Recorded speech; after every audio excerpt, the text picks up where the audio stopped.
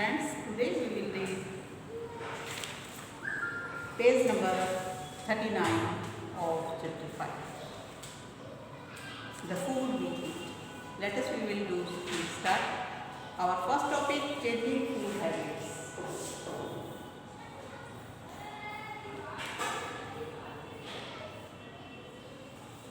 Changing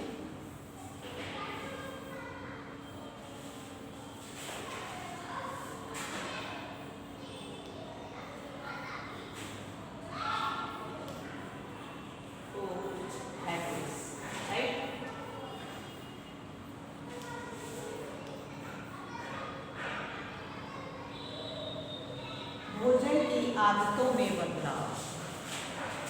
Nowadays, there is a large variety of food items because of which food habits are changing. आजकल भोजन में अनेक तरह की वैरायटी आने लगी है. इस कारण हमारे भोजन में बदलाव आ गया है. आप देखते हो पहले क्या होता था कि सिंपल दाल रोटी या सिंपल भोजन, साधारण भोजन लोग खाकर पसंद करते थे. लेकिन आजकल नाश्ते में बच्चों को अलग चाहिए. बच्चों को क्या, बड़ों को भी चाहिए, है ना. कभी किसी को ब्रेकफास्ट में पोहे चाहिए, किसी को सैंडविच चाहिए, किसी को डोसा चाहिए, किसी को इडली चाहिए. तो ये क्या हुआ, भोजन में बदलाव हुआ ना. इस कारण हमारी भोजन करने की आदतों में भी बदलाव आने लगा. Food habits have changed because of the following reason. भोजन की आदतों को बदलाव आने के निम्न कारण हैं. The introduction of new varieties of crop. अलग नए तरीके की फसलों का इंट्रोडक्शन होना, नए किस्म की फसलों का होना. अब आप देखते हो कि पहले की तरह नहीं था. अब तो हम किस मौसम में भी कोई भी चीज़ खा सकते हैं, है ना. तो ये क्या हुआ, उनकी नई फसलों में बदलाव आएगा तभी तो हमारे को मिलेगा, नहीं तो कैसे मिलेगा. The availability of a large variety of processed food in the market. और मार्केट में हर तरीके की वैरायटी, हम कुछ भी लेना चाहें. मान लो अब हमारा सेब का मौसम नहीं है, लेकिन यदि आज हम सेब लेना चाहें तो हमारे को वो अवेलेबल है, हम ले सकते हैं. ये बात अलग है कि वो हमारे को कॉस्टली मिलेगा, महंगा मिलेगा, लेकिन आज भी हम ले सकते हैं. तो इसी तरीके से मार्केट में हर एक चीज़ अवेलेबल है. ऐसा नहीं है कि ये मौसम अब हमारा हरी सब्जी कहाँ सर्दी में होती थी ना, लेकिन आज भी हमारे पास पालक है, आज भी हमारे पास हर एक ग्रीन वेजिटेबल मिल जाती है. ये क्या है, ये सब मार्केट में हमारे को अवेलेबल होते हैं. चाहे उस चीज़ का मौसम है चाहे नहीं है, लेकिन वो हमें थोड़ी महंगी जरूर मिलती है, लेकिन हमें चीज़ मिल जाती है. ये भी एक भोजन में बदलाव का कारण है. Number 3, the availability of packed food. और पैक्ड फूड का होना. आपने देखा होगा जब घर में कोई नहीं होता या हमें जल्दी होती है या कोई बीमार होता है तो हम सीधा कहाँ पर ऑर्डर करते हैं, जोमेटो पर कर देते हैं ना.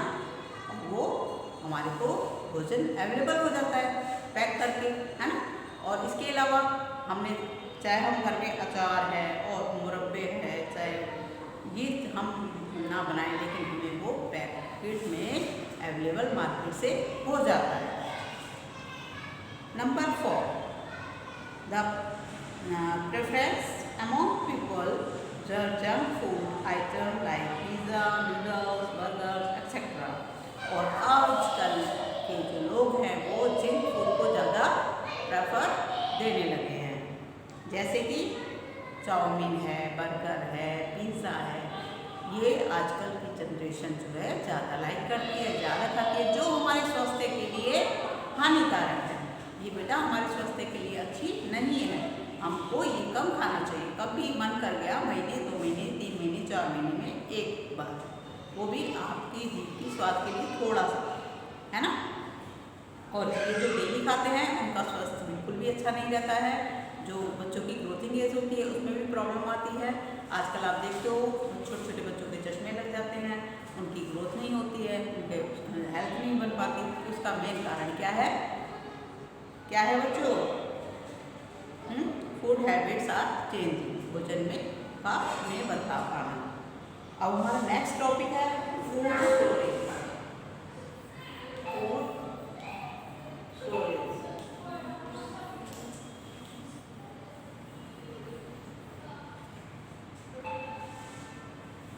Sorry food shortage.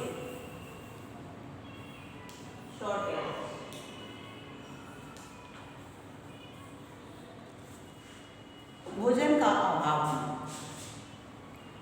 You must have heard about people not getting enough food to eat and of people dying starvation. आपने सुना होगा कि बहुत से लोग ऐसे भी हैं जिनके पास पर्याप्त मात्रा में खाने के लिए भोजन तक भी नहीं होता और वो लोग भूख से मर रहे होते हैं। Acute shortage of food leads of famine, a condition when people do not get food to eat for a long period. देखिए बेटा, इस तरीके से भोजन का अभाव होना यदि लंबे समय तक होता रहा तो the shortage of food can be many reasons like natural climate such as drought, flood leading to the shortage of food. और भोजन के अभाव के और भी कई कारण हैं। क्या? कि प्राकृतिक आपदाओं का होना, जैसे बाढ़ का आ जाना, है ना।